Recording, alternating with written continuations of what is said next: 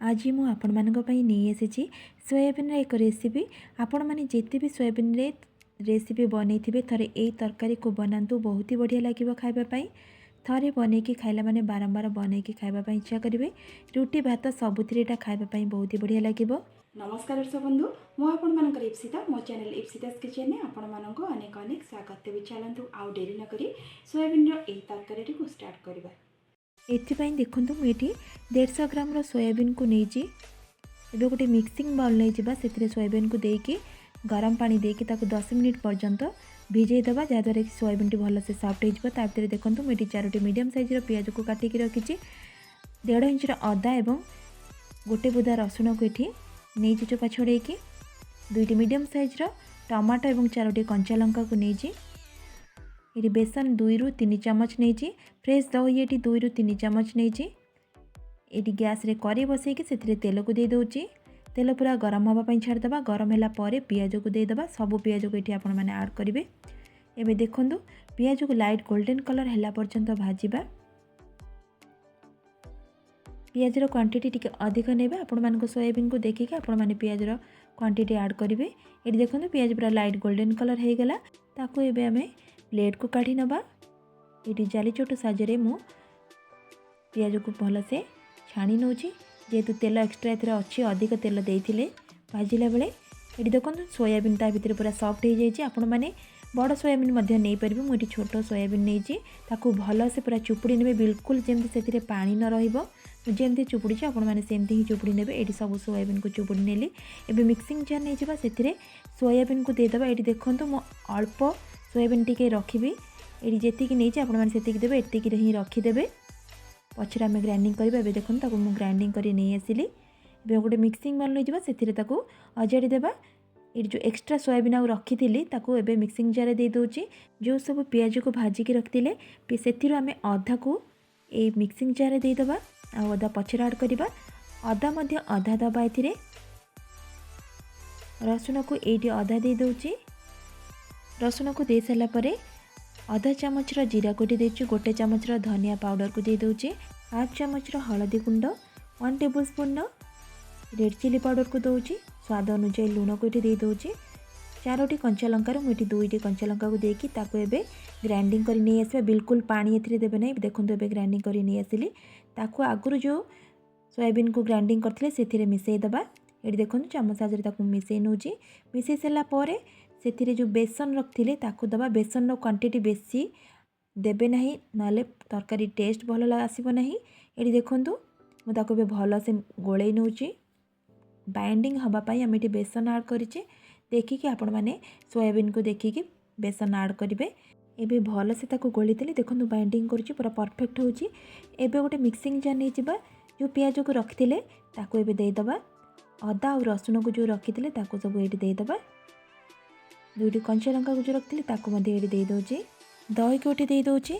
दही जगह आपण माने काजू मध्य पानी रे बतुरे कि नहीं पारिबे। 1 टेबल स्पून लंका पाउडर, गोटे चामच धनिया पाउडर, 1 टेबल स्पून हलदी पाउडर को देकी अल्प पानी देकी ताको एबे देखो भल से ग्राइंडिंग कर नहीं आसिली।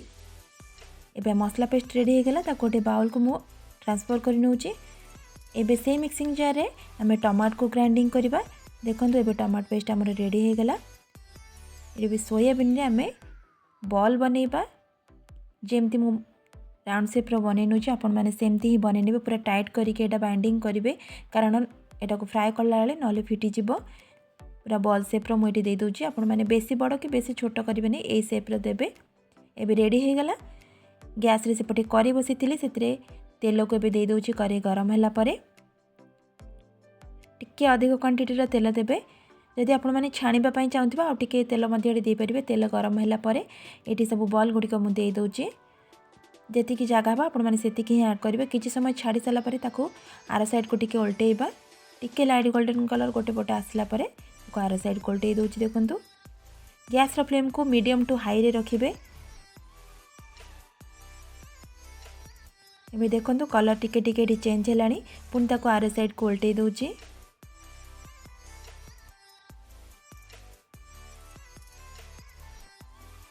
पूरा दीपट साइड जमी गोल्डन कलर है पर्यंत आम पूरा फ्राए करवा, ना भीतर कंचा रहिबो। बेसन कंचा स्मेल भी आसीबो। ये देखो पूरा एपट सेपट करके यहाँ को फ्राए करिया को आमको 4 ରୁ 5 मिनिट मिनिमम टाइम लगे। एबे रेडी हो गला मुझे प्लेट को काढ़ी नौ सब बॉल गुड़ा मुझे काढ़ी नीली सेम करे आउ जो थिला ताको एबे देदबा। एबे देखंतु ताको लाइट सेमती प्रोसेस रे लाइट गोल्डन कलर हैला पर्यंत पूरा फ्राए करिबा। दर्शक बंधु आपण मानकु जदि आजिर वीडियोटी भल लागिबो प्लीज गोटे लाइक करि नेबे। एमती सहज नुआ नुआ रेसिपी देखिबा पाई मो चैनल को सब्सक्राइब करबा को बिल्कुल भूलिबे नाही। एबे देखंतु सब को मो प्लेट को एबे काढ़ी नेली। फ्राए कला परे कड़ाई रे तेल थिला, तेल भी गरम थिला, सेतिरे बे मसला को दे दोची। मसला को भल से बे मिसेबा आ किछि बे एथिरे मसला ऐड करबा नाही कारण हमें ग्राइंडिंग कर नै छे सब मसला को। एबे ताको भल से मिसे सला परे 1 मिनिट पर्यंत कवर करबा। कवर करके कसिबा द्वारा मसलाटी जल्दी कसे जथा, स्मेल मध्ये बहुत बढ़िया आस्ताए। एबे कवर को काढ़ी देली 1 मिनिट परे ताको पूरा खोली के एबे 2 ରୁ 3 मिनिट पूरा कसिबा जेमती तेल पूरा सेपरेट हबो मसला रु।